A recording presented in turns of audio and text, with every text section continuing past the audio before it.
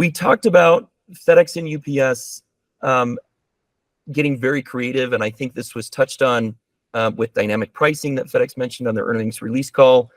But the ever-present subject of fees, accessorial charges, we've seen some significant increases from FedEx and UPS. If you look at it, post-COVID, pre-COVID, and you kind of measure that gap, some of those increases are up 30% on a number of those accessorial charges.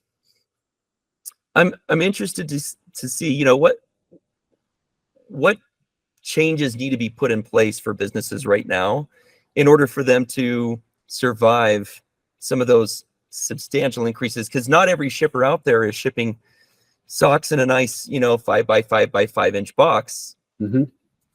Some of their products just are oversized, and they're going to be considered ugly freight for FedEx and UPS. How do those shippers really kind of navigate through this and survive? Well, I mean, it's difficult, and so both of us have probably mentioned this in a couple of different ways. So again, this one is also, I think, where very, very good data, visibility into data, actionable data, insights to make decisions about. It's because really the physical, kind of profile of the packages, and then maybe some are also behaviors if you have third parties involved, things like that. But that's why there are accessorial charges. It's to for FedEx and UPS to address somewhat variance or some cost and then some in their network. And so having visibility into what's driving those accessorial charges that's table stakes. You have to understand that before you know what you can or can't do about it. And I think so there's part of it, you start there, and then of course if it is with the UPS or FedEx, part of that can be addressed through negotiation, or if you have a contract that's coming up, obviously a competitive situation to bid it is much more effective. And then alternatives, it just depends. So delivery area surcharges, that's been a fun one.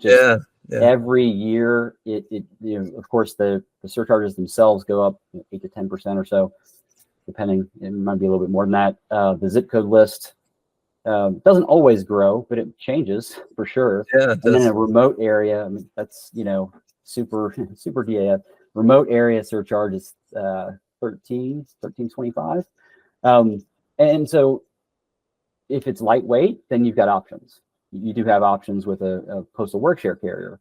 Yeah. But it's not, you really don't. If it's oversized, like you mentioned, big and bulky, depending on the weight and the size, there's plenty of regional carriers who either have the same types of fees, or even though they discount them, or they won't take it. Yeah. 65 pounds. Yeah. Sorry, tough luck. And so there you do have limited options.